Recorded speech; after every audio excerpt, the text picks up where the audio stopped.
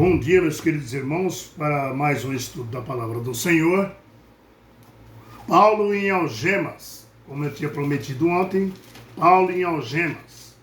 Paulo, prisioneiro de Jesus, foi o estudo ontem, e hoje Paulo em algemas. Vamos entender de acordo com a Palavra de Deus. Vamos orar, agradecer ao Senhor pelo maná, primeiramente pelo dia que Ele nos deu, né? E pelo pão de cada dia. Vamos lá.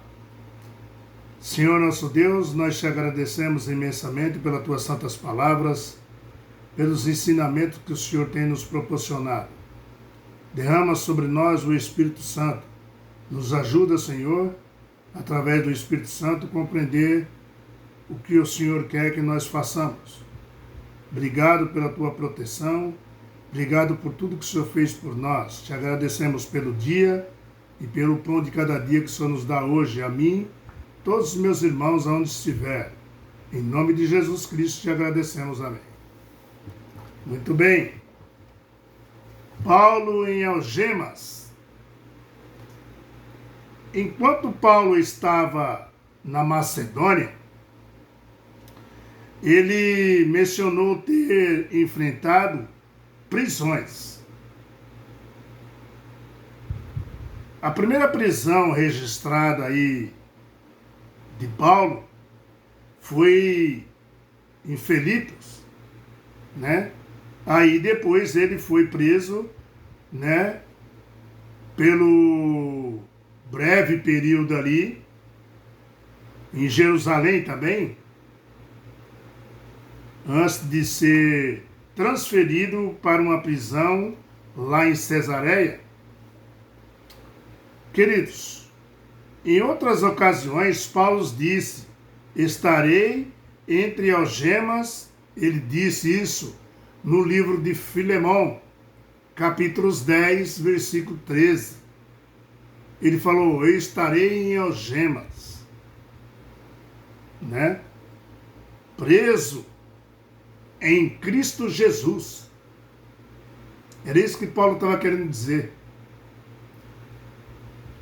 Durante sua prisão domiciliar, né, em Roma, ele estava acorrentado a um soldado romano de elite, tá? Inácio de Antioquia, né, que era o líder cristão do segundo século depois de Cristo, que também esteve nessas condições de prisão. Ele descreveu os soldados como feras selvagens, que só pioram quando são bem tratadas. Já imaginou como que era o tratamento? Amados, aos filhos de Deus, no passado e no presente, não são só peregrinos, tanto no passado como no presente, tá? São perseguidos também. Lá no passado aconteceu isso e no presente também, tá? Porque o próprio Senhor Jesus Cristo foi perseguido também. O próprio Senhor Jesus, né? Perseguiram, Jesus disse a mim, né? Perseguirão a vocês também, Jesus disse. O livro de 2 Coríntios, capítulo 4, versículo 7, está escrito assim, ó. Temos, porém, esse tesouro em vasos de barro, para que a excelência dos poderes sejam de Deus e não de nós. Aqui em 2 Coríntios, tá? Capítulo 4, versículo 7. Aí ele fala, em tudo somos atribuídos, porém não angustiados, perplexos, porém não desanimados. Veja o poder de Paulo, né, que ele fala aqui, vem só de Deus esse poder dele. Paulo está querendo dizer que esse poder só vem de Deus. Ele fala, em tudo somos atribulados, porém não angustiados, perplexos, porém não desanimados, perseguidos, porém não desamparados, abatidos, porém não destruídos, levando sempre no corpo, o morrer de Jesus, para que também a sua vida se manifeste em nosso corpo. Porque nós que vivamos somos sempre entregues à morte por causa de Jesus, para que também a vida de Jesus se manifeste em nossa carne mortal. Paulo dizendo, verso 12, de modo que em nós opera a morte, mas em vós a vida. Queridos, que palavras que poderia ser só de Deus mandando ele dizer isso. Aqui, como Paulo conseguia, meu irmão, suportar as provações? Qual era o foco da vida de Paulo aqui? Você viu o que ele falou? Ia ser perseguido, sim. Mas ele estava algemado em Jesus Cristo. Veja que você e eu somos vasos de barro. Ele disse, somos como um vaso. Vasos quebra fácil, queridos. São frágeis. É assim que nós somos. Vasos que precisam ser cheios, sabe do quê? Para não quebrar assim fácil? Do óleo, do azeite, do Espírito Santo. Veja na leitura que Paulo, que nem nós lemos aí, passou por sofrimentos maiores que os discípulos de Jesus. Mas Paulo sempre conseguia enxergar mesmo com dificuldades, tudo isso, um lado positivo. Isso lhe dava força para suportar as pressões, os ataques de Satanás. Paulo tinha certeza que Deus não havia abandonado ele. Paulo tinha certeza que Deus estava do lado dele. Ele estava algemado em Jesus. Queridos, que lição, né? Que lição. Paulo entendia que Deus estava no controle das provações. Agora, a que poder Paulo corria para enfrentar as dificuldades? Paulo, com tudo isso, ele corria para onde? Para enfrentar essas dificuldades. 2 Coríntios, ainda, capítulo 6, versículo 3 a 7. Olha para onde Paulo ia para enfrentar essas dificuldades. Versículo 3 a 7. 2 Coríntios 6. Não dando nós nenhum motivo de escândalo em coisa alguma, para que o ministério não seja censurado. Paulo falou, vamos pregar sem escândalo, para que o ministério não seja censurado. Pelo contrário, ele fala, em tudo recomendando-nos a nós mesmos como ministro de Deus, na muita paciência. Olha como que era.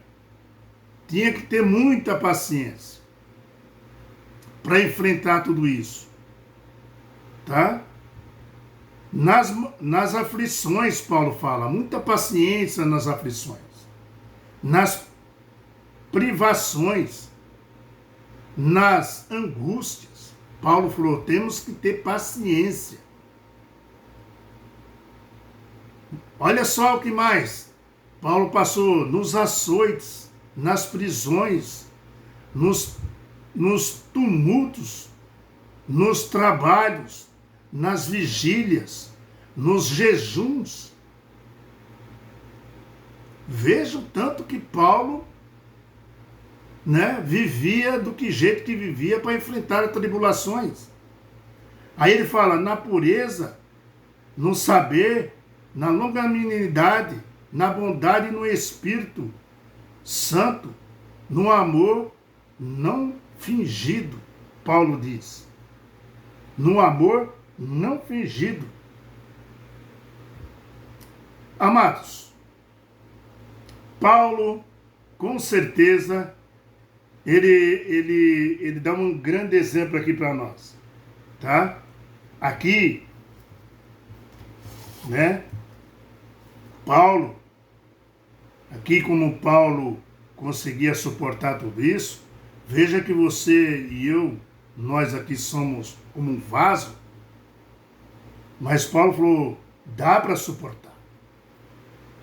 Veja, onde nós lemos aqui, que você lendo, ele, Paulo, encontrava conforto, segurança na palavra, na verdade, na Bíblia, na verdade, na Bíblia, em Deus.